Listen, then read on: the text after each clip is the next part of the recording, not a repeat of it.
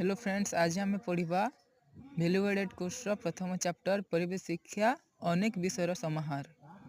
तो परिवेश कहले कौन ना परिवेश कहले कौन से स्थान में पारिपार्श्विक अवस्था को बुझाए।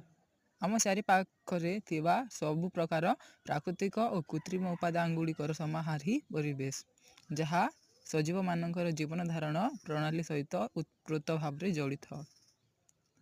पृथ्वी सौरजगतर एकमात्र सबुज और सजीव ग्रह। मनुष्यर चतुर्पार्श्व प्रकृतिर विभिन्न उपादान घेरी रही, यथा जल, स्थल, वायु, आकाश, प्राणी, उद्भिद एगुड़िकर समाहार ही परिवेश। एवं जो विज्ञानर शाखारे आमे परिवेश संपर्क में अध्ययन करिथाउ, परिवेश को जानी था, से ही विज्ञान को ही आमे परिवेश विज्ञान कही था।